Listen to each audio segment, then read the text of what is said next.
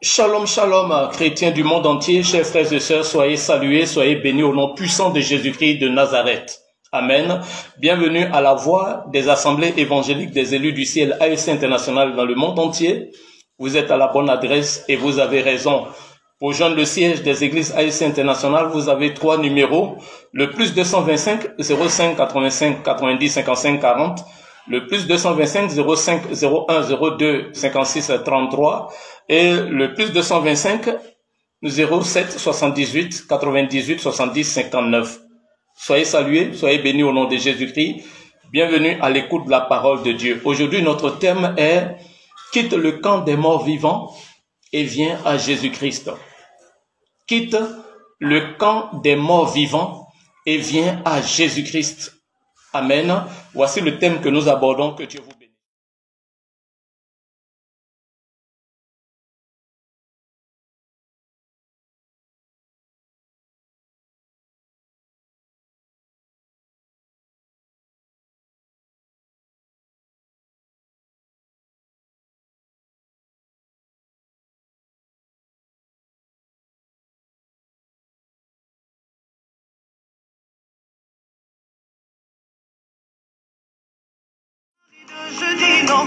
Alléluia. Merci Seigneur. Quitte le camp des morts vivants et viens à Jésus-Christ. Alléluia. Bien-aimé, la Bible déclare que Dieu a créé le monde, le ciel et la terre. Il est le créateur et le propriétaire des choses visibles et invisibles. Il est le chef de toute domination et de toute autorité. Tout a été créé par lui et pour lui. Il en est donc le propriétaire. Et la Bible déclare que Dieu a tout créé dans ce monde. Il a créé les océans, les montagnes, les forêts, toutes les espèces d'animaux. Tout ce que nous voyons ou que nous ne voyons pas, eh bien, Dieu a créé ces choses. Et la Bible dit qu'il en a donné la mention bon et très bien. Tout était bon et parfait. Tout était harmonieux. Tout était formidable. Tout était bon et il en était satisfait. Ainsi, il va créer l'homme, l'être humain, Adam et Ève. Il va créer l'homme pour avoir des enfants à aimer, mais l'homme allait être le gérant de tout ce que l'Éternel a créé. Dieu va remettre la clé du monde à l'homme. Il va dire à l'homme, dominez la terre, dominez la création, assujettissez-la, soyez féconds et multipliez. Dieu va les bénir et va tout remettre dans leurs mains, dans la main de l'homme. Dieu remet donc la clé dans la main de l'homme. Mais après avoir dit cela, après avoir fait cela, Dieu va donner un ordre à l'homme, un ordre formel. Et cet ordre se trouve dans Genèse, chapitre 2, le verset 16 à 17. Genèse 2, verset 16 à 17. Découvrons cet ordre.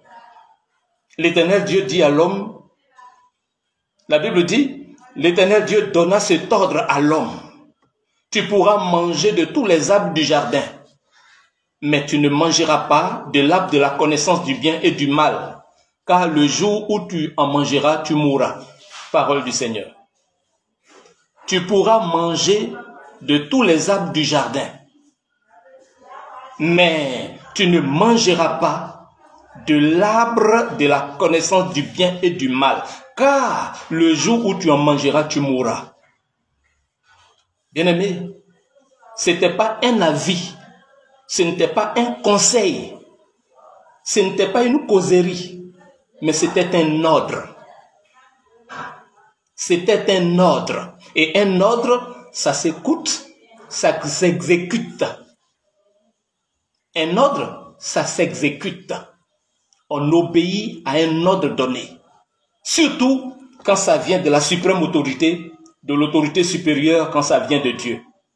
Dieu a donc donné cet ordre à l'homme de ne pas manger des fruits de l'arbre de la connaissance du bien et du mal. Et bien pourquoi? Parce que le Seigneur va expliquer. Il dit, parce que le jour où tu en mangeras, tu mourras. Parole du Seigneur. Bien-aimé, quand on parle de la mort, il y a des personnes qui voient un côté de celle-ci. Mais déjà, nous devons comprendre que la mort est la résultante, le salaire du péché. Dans Romains 6, 23, nous comprendrons que la Bible dira que le salaire du péché, c'est la mort. Le salaire du péché, c'est la mort. Aujourd'hui, le péché, qui est la transgression de la loi de Dieu, le péché qui est la désobéissance, qui est l'offense à la loi de Dieu. Aujourd'hui, est-ce que l'homme a peur du péché? Si le salaire du péché est la mort, est-ce que l'homme, l'être humain, a peur du péché? Aujourd'hui, la réponse est non. Le péché est pratiqué à ciel ouvert. Aujourd'hui, quand tu mets un arrêt, tu fais stop à la vie de péché, la société te voit comme quelqu'un de bizarre, comme quelqu'un d'étrange. Quand tu arrêtes la vie de péché aujourd'hui, de ta famille, de ton cercle d'amis, connaissances et autres, tu es perçu comme quelqu'un qui est étrange, comme quelqu'un qui est bizarre. Mes chers amis, le péché aujourd'hui est devenu un effet de mode. Il est pratiqué et vécu à ciel ouvert. Un homme qui trompe sa femme aujourd'hui n'est pas condamné par la société. Une femme qui entretient des relations extra-conjugales, qui trompe son mari, est devenue quelque chose de banal et de vulgaire. Cela ne choque plus personne aujourd'hui. Tellement le péché a atteint des proportions inimaginables. La pollution morale, le moral de l'homme est pollué, bien-aimé. À tous les points de rue, à tous les endroits, sur les réseaux sociaux, vous verrez des personnes complètement nues, déshabillées, qui parcourent les points de rue. Vous verrez aujourd'hui, lorsque vous sortez de vos maisons, au point de rue, au carrefour, dans les véhicules de transport en commun, vous verrez des personnes complètement à moitié nues. Ils n'ont plus honte. Des hommes qui sont mariés à des hommes. Dans les pays dits développés, vous verrez des belles femmes, mais qui sont mariées à des chiens, à leurs animaux. Ils ont fait mariage légal. Les autorités du monde autorisent aujourd'hui les mariages des personnes de même sexe, des homosexuels. Quand vous suivez les films à la télévision, vous verrez un homme qui est marié à un homme, une femme qui est mariée à une femme, ça ne choque personne. Le péché est vécu à ciel ouvert. Bien-aimé, Dieu hait le péché, mais il aime le pécheur et attend la repentance du pécheur. Dans Ésaïe 59, versets 1 à 2, la Bible déclare que la main de l'Éternel n'est pas courte pour sauver, ni son oreille dure pour entendre. Mais ce sont nos péchés, ce sont nos crimes qui nous cachent sa face et l'empêchent de nous exaucer. Bien-aimé, Dieu hait le péché, mais il aime le pécheur et attend la repentance du pécheur. Revenons à ce que l'Éternel Dieu dit à l'homme. Tu pourras manger de tous les arbres du jardin.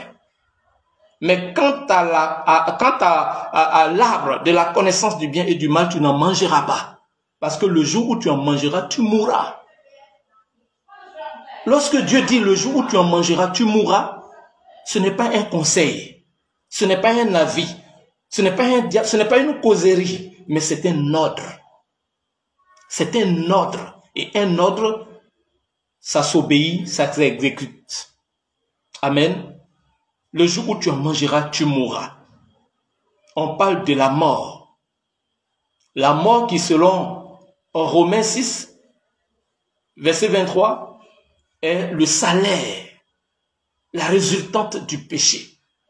Le salaire du péché, c'est la mort. La résultante du péché, c'est la mort. La conséquence du péché, c'est la mort. Le péché, c'est la transgression de la loi de Dieu. On parle de péché quand il y a désobéissance à Dieu. Quand il y a insoumission à Dieu, quand il y a révolte contre Dieu. Le péché est grave aux yeux de Dieu. Et la mort en est la conséquence. Bien-aimés, quand on parle de la mort, les gens voient un seul côté de celle-ci, un seul aspect de celle-ci. Cependant, il nous faut voir aujourd'hui trois aspects, trois types de mort. Lorsque l'Éternel Dieu dit, le jour où tu en mangeras, tu mourras, coup de projecteur sur trois types de mort, afin que nous puissions réaliser de quoi il s'agit et que nous empruntions le chemin de la repentance pour venir à Dieu. Trois types de mort. Bien-aimés, les trois types de mort sont intimement liés. Cela nous intéresse particulièrement dans ce message que nous voyons aujourd'hui, dont le thème est « Quitte le camp des morts vivants et viens à Jésus-Christ ». Bien-aimés, oui, qu'est-ce que la mort? Avant d'avancer, avant de découvrir les trois types de mort, la mort en elle-même, qu'est-ce que c'est? La mort, c'est la cessation de vie dans le corps terrestre, la séparation de l'âme du corps. Alléluia. La mort, c'est la cessation de vie. Lorsqu'il y a cessation de vie, on parle de mort. Et il y a la mort physique, il y a la mort éternelle, mais il y a aussi la mort spirituelle. Nous allons nous attarder sur un de ces trois types de mort. Amen. La mort physique, qu'est-ce que c'est? C'est la cessation de vie dans le corps terrestre, la séparation de l'âme du corps. Alléluia. Le premier type de mort qui nous conduit au tombeau, qui nous conduit au cimetière, qui nous conduit au cercueil, c'est la mort physique, la cessation du corps, la cessation de vie et la séparation de l'âme du corps. Alléluia. Bien-aimés, lorsque nous prenons Genèse 5, verset 5, la Bible nous apprend que tous les jours qu'Adam vécut furent de 930 ans, puis il mourut. Alléluia. Les jours de vie d'Adam sont de 930 ans, puis il mourut. Voilà ce que nous dit Genèse 5, verset 5. Lorsque nous prenons Genèse 5, verset 8, la Bible nous dit que tous les jours de Seth, c'est l'un des fils d'Adam et Ève, après Caïn et Abel, eh bien, Seth, qui a eu des fils et des filles, lui aussi a vécu et il est mort. Les jours qu'il a vécu sont de 912 ans. 912 ans, puis il mourut. Lorsque nous prenons Genèse 5, verset 11, la Bible nous parle d'un certain Enoch. Enoch qui est l'un des fils de Seth. Lui aussi, Enoch a vécu 950 ans, puis il mourut. Bien-aimés, un jour, c'est un témoignage que je vous rends. Un ami à Abidjan m'avait invité dans un grand centre hospitalier et nous nous sommes rendus dans un CHU, précisément au CHU de Cocody à Abidjan, l'un des plus grands centres hospitaliers de Côte d'Ivoire. Lorsque nous y sommes allés, eh bien, il m'a fait une surprise. Il m'a dit de l'accompagner. Et pendant que je le suivais, vous savez où il m'a amené? Il m'a amené dans un endroit. Il m'a amené à la morgue. Et une fois à la morgue, il y avait beaucoup de morts, beaucoup de cadavres, beaucoup de dépouilles. Il y avait des corps d'hommes et de femmes. Il y avait des gens clairs, des gens noirs, des hommes, des femmes, des adultes, des jeunes, des vieux, des enfants. Et il y a une scène qui m'a particulièrement marqué. il y avait une jeune fille bien méchée, bien tressée, bien méchée, qu'on venait d'envoyer sur des brancards. Il y avait une bâche qu'il avait couverte, et arrivé dans la salle, l'on a penché le brancard comme ça, et elle est tombée. Et quand elle est tombée, la couverture s'est quelque peu dégagée, et j'ai vu le corps de la jeune fille, une très belle jeune fille, bien méchée. Si on te dit qu'elle vient de mourir, tu vas dire non. Elle venait de mourir. Et successivement, les agents venaient avec des brancards à la main, avec des corps. Et une fois dans cette salle, les corps étaient numérotés. Ça veut dire que si tu t'appelles Édouard, si tu t'appelais Édouard, quand tu entres dans cette salle, eh bien tu changes de nom. Soit on t'appelle corps numéro 2, corps numéro 10, tu changes de nom. Voici la triste réalité de l'homme. Bien-aimé, Dieu dit, le jour où tu en mangeras, tu mourras. C'est la mort physique. Là, c'est la mort physique. Le premier type de mort que nous découvrons, la mort physique. Cette mort, eh bien, nous conduit au cimetière, à la tombe. C'est la séparation de l'âme du corps. C'est la cessation de vie. Et je suis sûr que toi qui écoutes ce message, tu as plusieurs fois entendu le décès de telle ou telle personne, le décès de telle ou telle personne, les annonces de décès. Chaque jour que Dieu fait, nous entendons des nouvelles de décès. C'est la mort physique. Après ce premier type de mort, il y a la mort éternelle. La mort éternelle est souvent appelée dans la Bible par la seconde mort. Cette mort-là conduit en enfer. C'est la séparation d'avec Dieu pour toujours, pour l'éternité. La séparation d'avec Dieu pour toujours, pour l'éternité. Bien-aimé, sans aucune autre occasion, sans aucune autre possibilité de changer, sans aucune autre possibilité de s'en sortir, d'échapper ou d'être sauvé, lorsque tu es dans ce type de mort. Eh bien, cette mort-là se passe en enfer, dans les flammes éternelles qui ne s'éteignent point. C'est un endroit réservé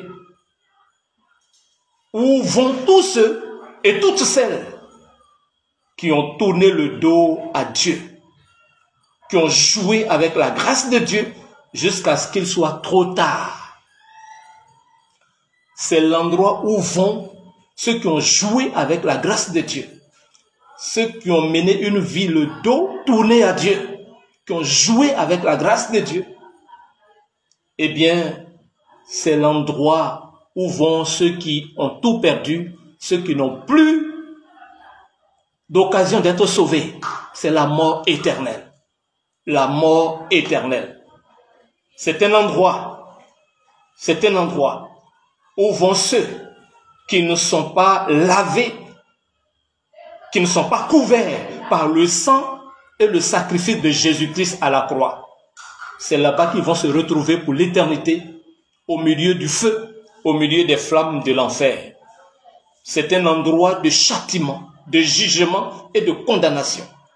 C'est un endroit où tous ceux qui ont mené une vie le dos tourné à Dieu, le dos tourné au sacrifice à la croix, de Jésus à la croix, vont payer pour leurs propres péchés. Où ils vont y aller pour aller payer pour leurs propres péchés. Toi qui suis ce message, toi qui écoutes ce message, si tu n'es pas couvert par le sang de Jésus, si tu n'as pas encore accepté le sacrifice de Jésus, si le ciel ne te reconnaît pas, si ton nom n'est pas inscrit dans le livre de vie, c'est l'endroit où tu iras en enfer pour aller, n'est-ce pas, dans la mort éternelle, où tu iras payer pour tes propres péchés. Et là-bas, il n'y a point de grâce, il n'y a point de pardon, il n'y a point, on ne peut plus rien changer. C'est la mort éternelle, au milieu des flammes. C'est un lieu de remords. de regret, où l'on demande pitié et miséricorde.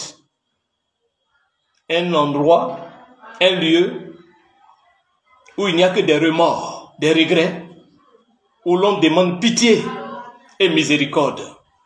C'est un lieu où l'on se mord la langue de souffrance et de douleur au milieu des flammes et du feu éternel.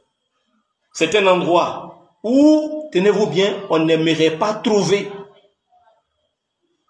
nos parents. Un endroit où on n'aimerait pas trouver nos parents, où on n'aimerait pas trouver ceux qu'on aime, ceux qu'on a connus ou qui nous ont connus. Ceux qu'on aime, on n'aimerait pas les trouver là-bas. C'est un lieu de regret, un lieu de pleurs, de souffrance et de gémissements sans fin. Amen. Bien-aimés, cet endroit est appelé la seconde mort. La seconde mort. Dans Apocalypse 20, verset 15, la Bible déclare « Et quiconque ne fut pas trouvé écrit dans le livre de vie fut jeté dans l'étang de feu. » Et quiconque ne fut pas trouvé écrit dans le livre de vie fut jeté dans l'étang de feu. Apocalypse 20, verset 15. Dans justement Apocalypse 21, verset 7 à 8, Apocalypse 21, verset 7 à 8, écoutez ce que la Bible dit. « Celui qui vaincra héritera ces choses. Je serai son Dieu et il sera mon fils. Mais pour les lâches, les incrédules, les abominables, les meurtriers, les impudiques, les enchanteurs, les idolâtres et tous les menteurs, leur part sera dans l'étang ardent de feu et de soufre, ce qui est la seconde mort. » Parole du Seigneur. La mort éternelle, c'est la séparation d'avec Dieu pour toujours, pour l'éternité. Alléluia. Ensuite, nous voyons l'autre type de mort qui nous intéresse particulièrement, qui est la mort spirituelle. Quelqu'un dit la mort spirituelle. Alléluia. La mort spirituelle. Eh bien, qu'est-ce que la mort spirituelle? Nous l'avons dit, la mort spirituelle, c'est le fait de vivre en dehors de Dieu. C'est le fait de ne pas être connecté à la source de vie qu'est Dieu. Dans la mort spirituelle, tu n'es pas connecté à la source de la vie qu'est Dieu. Bien-aimé, la mort spirituelle est grave. Dans cette mort-là, le ciel ne te connaît pas. Et toi, tu ne connais pas Dieu, tu ne connais pas la grâce de Dieu. Tu peux être en train de manger avec quelqu'un qui est mort spirituellement, causer avec la personne, dialoguer avec la personne, rire avec la personne, parler de tout et de rien avec quelqu'un qui est mort spirituellement sans qu'il le sache. Amen.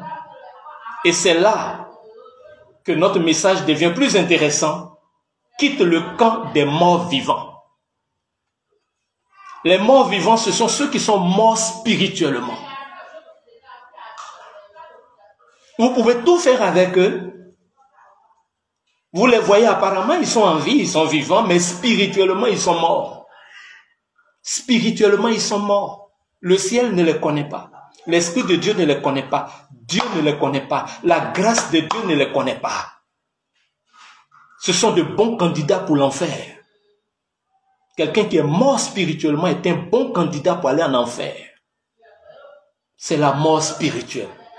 Ce sont les morts vivants. Ils sont vivants, mais ils sont morts spirituellement, bien-aimés. Ce jour, en cet instant où tu écoutes ce message, si tu es un mort vivant, si tu es mort spirituellement, prends garde et répands-toi rapidement comme le brigand crucifié à la droite de Jésus, qui était mort spirituellement parce qu'il était un brigand, un gangster, un assassin. Toute sa vie, il a été gangster, un brigand, une vie qui ne glorifie pas Dieu. Et il était un bon candidat sérieux pour aller en enfer. Mais dans la présence de Dieu, dans la présence de Jésus à la croix, il va saisir la balle au bon, il va choisir la repentance, il va se repentir, il va se tourner vers Jésus dans un esprit repentant, il va se repentir, demander pardon à Jésus. Alors, dans Luc 23, verset 43, il entendra le Seigneur lui dire, en vérité, je te le dis, aujourd'hui même, tu seras au paradis avec moi. Alléluia. Bien-aimés, il y a les morts vivants. Dans nos familles, nous avons beaucoup de morts spirituels, beaucoup de morts vivants dans nos familles. Nous avons des mamans, des frères, des sœurs, des neveux, des cousins, des nièces qui ne connaissent pas Jésus-Christ, qui ne connaissent pas Dieu, qui ne connaissent pas l'Esprit de Dieu, que le ciel ne reconnaît pas. S'ils meurent ainsi, ils vont tout droit en enfer. Ils vont à la condamnation, ils vont dans le jugement de Dieu. Nous avons dans nos cercles d'amis, dans nos connaissances, nos amis, nos camarades, des morts vivants, des morts spirituels, des gens qui apparemment sont en vie, mais que Dieu ne connaît pas et qui ne connaissent pas Dieu. Bien-aimés, quitte le camp des morts vivants. Lorsque nous ouvrons la Bible, dans 1 Timothée 5, verset 6, 1 Timothée 5, verset 6, la Bible parle de ces morts vivants-là. Et la Bible dit, les veuves, celles qui vivent dans les plaisirs, celle qui vit dans les plaisirs, est morte, quoique vivante. Alléluia. 1 Timothée 5, verset 6. Celle qui vit dans les plaisirs est morte, quoique vivante. Quelqu'un qui vit dans les plaisirs, qui mène une vie en dehors de Jésus-Christ, en dehors de la parole de Dieu, en dehors de la foi en Jésus, en dehors du sacrifice de Jésus, eh bien cette personne-là est morte. Même en étant en vie, elle est déjà morte. Spirituellement, elle est morte. Si tu es dans ce camp, quitte là-bas mon frère et viens à Jésus-Christ qui est la résurrection et la vie.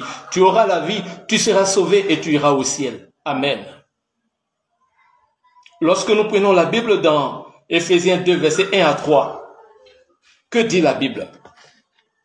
Éphésiens 2, versets 1 à 3, eh bien, la Bible est en train de nous dire quelque chose de très, très, très important. Éphésiens 2, versets 1 à 3. Écoutez ce que la Bible dit. Vous étiez morts par vos offenses et par vos péchés, dans lesquels vous marchiez autrefois, selon le train de ce monde, selon le prince de la puissance de l'air, de l'esprit qui agit maintenant dans les fils de la rébellion. Nous tous aussi, nous étions de leur nombre, et nous vivions autrefois selon les convoitises de notre chair, accomplissant les volontés de la chair et de nos pensées. Et nous étions par nature des enfants de colère comme les autres.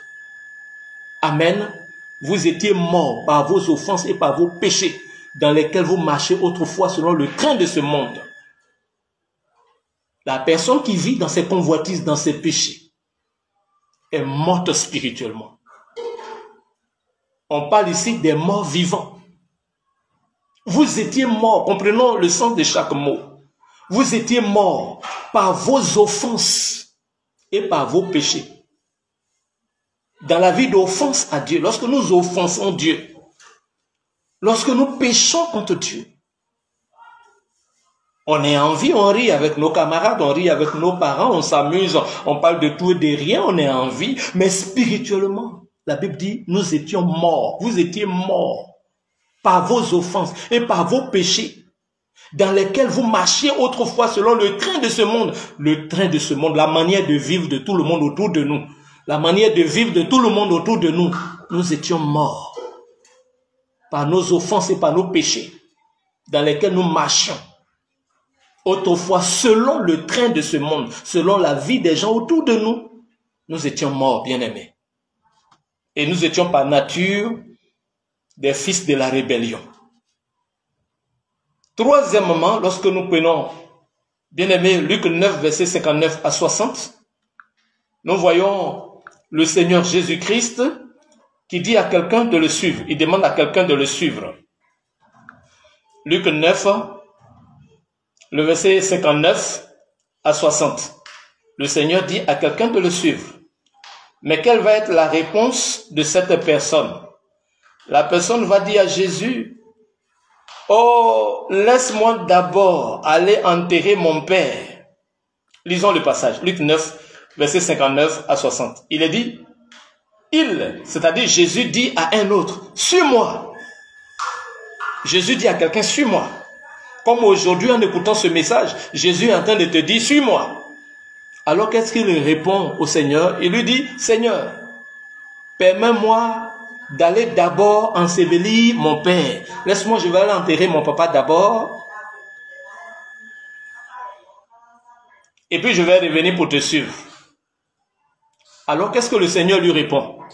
Au verset 60, il dit, mais Jésus lui dit, laisse les morts enterrer leurs morts. Et toi, va annoncer le royaume de Dieu. Parole du Seigneur. Est-ce que quelqu'un comprend? Le Seigneur Jésus-Christ dit à la personne, suis-moi. Et lui, il répond, oh, j'ai compris, mais laisse-moi, je vais aller d'abord ensevelir, enterrer mon papa, et puis je vais revenir te suivre. Alors le Seigneur lui dit, laisse les morts ensevelir leurs morts. Laisse les morts enterrer leurs morts. Et toi, va annoncer le royaume de Dieu. Le royaume de Dieu, c'est la vie. Le royaume de Dieu, c'est le salut. Le royaume de Dieu, c'est la vie éternelle. La vie que nous avons tous nous vient de la source qui est l'éternel Dieu lui-même, qui est Jésus-Christ. La vie nous vient de la source qui est Jésus-Christ. Il dit, je suis le chemin, la vérité et la vie. Alors va annoncer le royaume de Dieu. Laisse les morts enterrer leurs morts. Qui sont les morts qui doivent enterrer leurs morts? Le deuxième mort cité ici, c'est le corps. C'est la dépouille. C'est le cadavre. Il dit, laisse les morts ensevelir leurs morts. Le premier mort cité par le Seigneur ici, laisse les morts. Ce sont tous ceux-là avec qui nous rions, nous causons, nous parlons de tout et de rien, nous nous amusons, nous prenons du beau temps, nous passons des moments agréables et tout, mais qui ne connaissent pas Dieu, qui ne connaissent pas la grâce de Dieu, qui n'ont pas encore accepté le sacrifice de Jésus dans leur vie, que le ciel ne reconnaît pas, qui ne sont pas enregistrés sur le registre du ciel. Ils sont morts, quoique vivants. Quitte le camp des morts vivants, mon frère. Depuis longtemps, on t'a parlé de Jésus. On t'a parlé de la grâce de Dieu.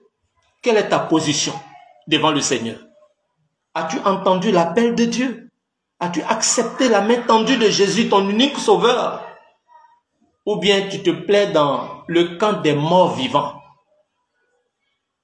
Ou bien tu es à l'aise dans le camp de tous ceux qui mènent une vie en dehors de Jésus? Ou bien tu es tout heureux dans le camp de ceux qui ont tourné le dos à Dieu, dont Dieu n'est pas la priorité, qui mènent une vie en dehors de Jésus, que le ciel ne connaît pas, qui ne connaissent pas Dieu, que le Saint-Esprit ne connaît pas. Nous allons terminer ce message par un appel solennel. Quitte le camp des morts vivants et viens à Jésus-Christ, qui est le chemin, la vérité et la vie. Viens à Jésus. Tu seras sauvé. Tu auras le pardon de tes péchés. Ton nom sera inscrit dans le livre de la vie. Au jour de ta mort, tu seras recueilli par les anges, comme l'histoire du riche et du pauvre Lazare dans Luc 16, à partir du verset 19.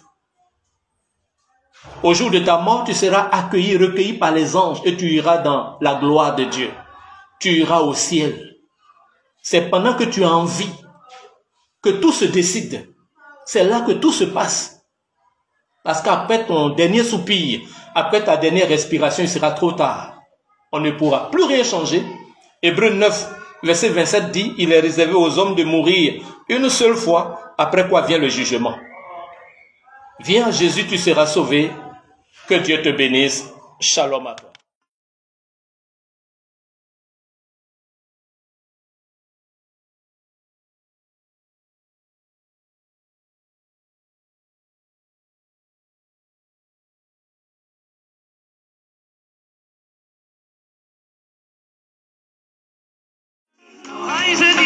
Éternel des armées, Seigneur notre Dieu, nous te rendons grâce, toi le chemin, la vérité et la vie.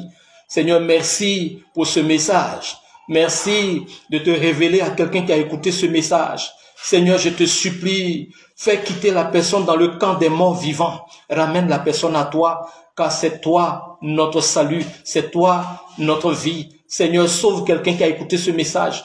Parle au cœur de cette personne, touche le cœur de cette personne, que cette personne emprunte la voie de la repentance, que la personne vienne à toi, t'expose sa vie, te donne sa vie pour être sauvé, que Dieu te bénisse. Shalom à toi. Merci Seigneur.